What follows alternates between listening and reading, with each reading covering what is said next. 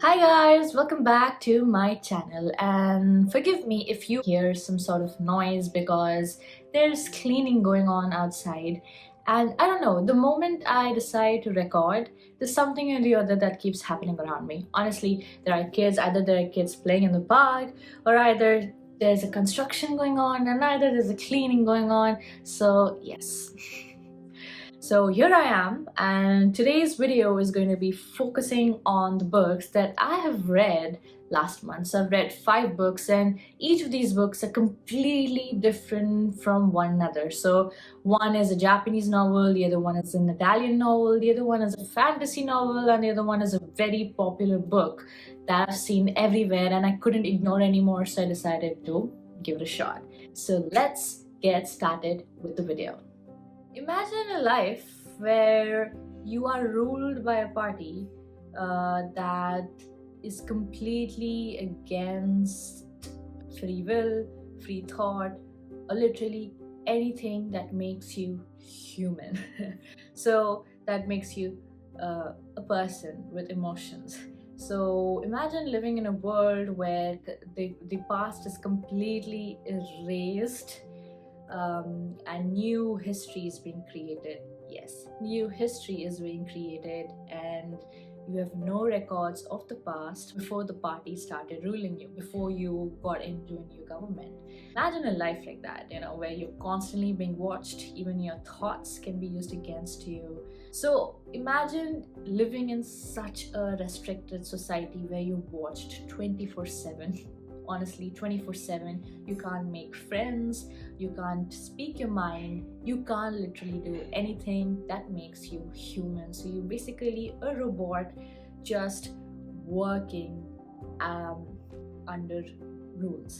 Why I'm saying all this is because I am talking about 1984 by George Orwell that I read last month. So this book is a dystopian novel, so it talks about a totalitarian government, and it freaked me out. It completely freaked me out. This was worse than reality. This was worse than reality, and it made me very anxious and sad. You know, and it's actually a very scary possibility of where humanity can go. I would say you must read this book. Why? Because it will make you think where humanity can go and how scary power can be and what makes us human, basic things like love. And I think I'm done with dystopian novels because I already have a lot of stresses going on in my life. I want to escape, and this was not an escape. This book was not really an escape, so this was worse than reality. But I would say you should give it a read. So the next book that I want to talk about is called The Lying Life of Adults by Elena Ferrante. So this is an Italian novel translated by Anne Goldstein.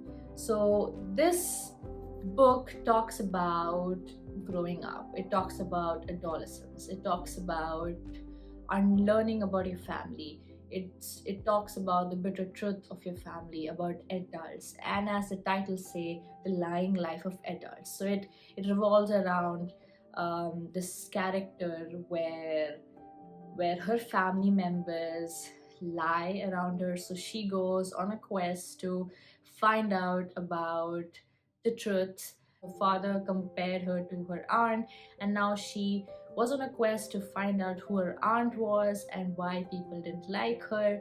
So it's an entire story about adolescence, adults lying, family matters, and a teenager trying to figure out who she is.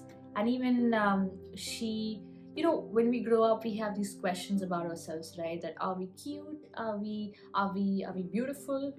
Those things matter to us, right? When we're growing up, sometimes we need reassurances from our parents that are we beautiful?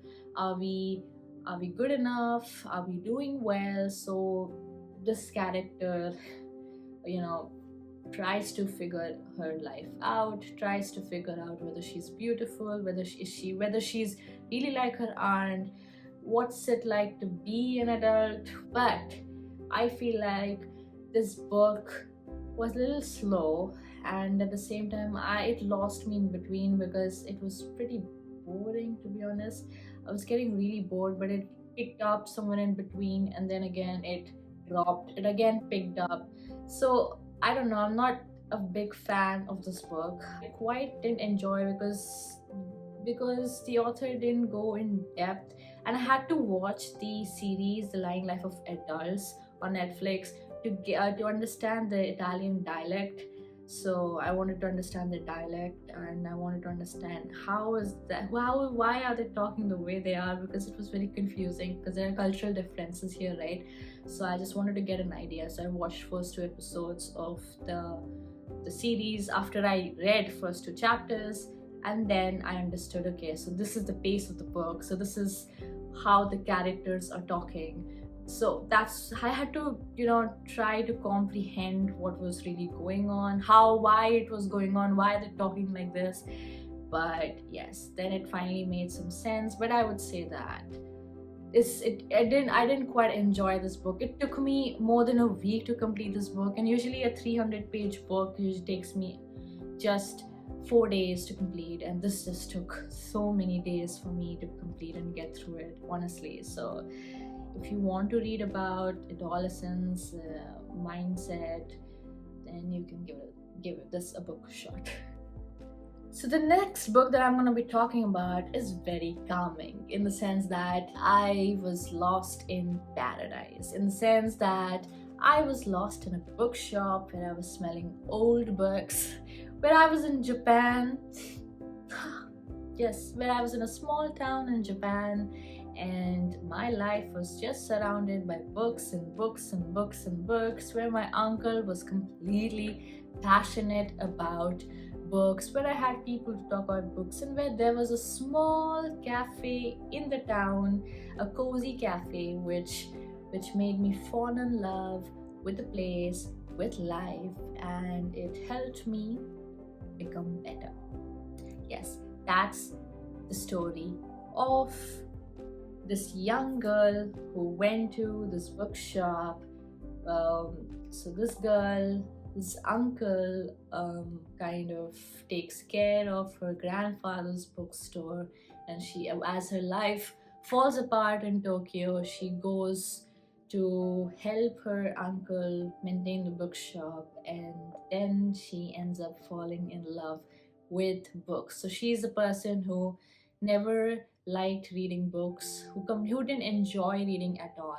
But then things changed as she started helping her uncle take care of her family bookshop. So this book, Days at the Murasaki, I struggle pronouncing the name, Days at the Murasaki Bookshop by Satoshi Yagisawa. So if I am pronouncing the name wrong, please forgive me. So this is a Japanese novel translated by Eric Ozawa, and I loved it. It was so relaxing. It was so beautiful. It let me forget about my life stresses. It was a good escape. So this book is very simple. It doesn't have any wow ending. It's a very cozy book. It's a book that you need when you are feeling down, when you feel unmotivated, when you want things to go slow for a change. So this book is pretty good.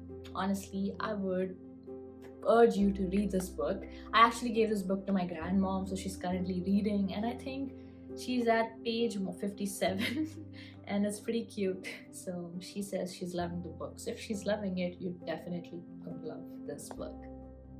Next book is a very famous book, and I'm pretty sure you must have seen it everywhere. Honestly, even if you're not an avid reader, you must have seen this book everywhere. Honestly, everywhere. It was literally following me. Wherever I was going, I would just see this book somewhere or the other. So I was like, you know what, I think it's a sign. It's a sign that I should buy it and give it a read, because I feel like I was missing out. I feel like I was missing out, and I wanted to see what's the big deal about this book. So I ended up buying this. It Ends With Us by Colleen Hoover. So I'm pretty sure you must have seen this book, or you must have read it too. So this book, I don't understand why it's so famous, why it's everywhere. I get it. that it's a romance novel. At the same time, it talks about very serious things like trauma, it talks about domestic violence, it talks about abusive relationships, when to get out of abusive relationships, the signs, what you feel mentally when things are happening to you, when terrible things are happening to you, when you see terrible things happening at home. So it addresses all that, but I don't know, I feel like it lacks something. The writing was pretty simple, it was very easy to understand, but I feel like it lacked depth, because you're talking about trauma and relationships, abusive relationships, so you might as well add more about what the characters were feeling when these things were happening, because it's something traumatic, it's something deep, you know, that's something that changes a human being completely.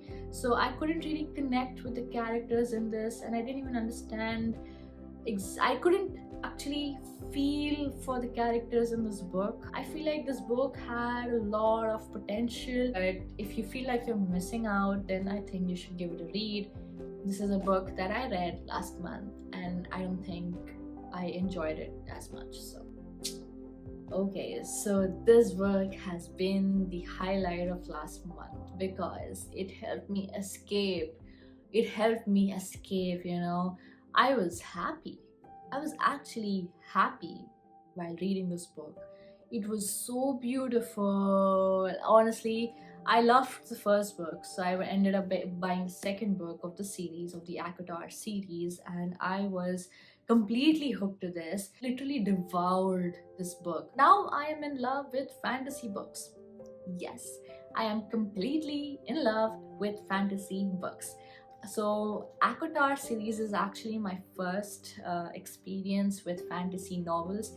So ACOTAR was my first fantasy novel, honestly, fantasy novel ever. And I think I'm gonna start reading fantasy novels after I'm done with this series. So I would say give it a shot. Please read ACOTAR. It's just wonderful. It's beautiful. It's so good that currently so today is 1st October. So I started the month with this book, A Coat of Wings and Ruin. So that's the third book of the ACOTAR series. So I am a huge fan of fantasy novels now, especially Sarah J. Maas's ACOTAR series. So I'm gonna read her other books, and I'm pretty sure I'm gonna fall in love with all of her books. So best books that I read last month were A Coat of Mist and Fury, and then Days at the Murasaki Bookshop. Yes, they're completely different from one another.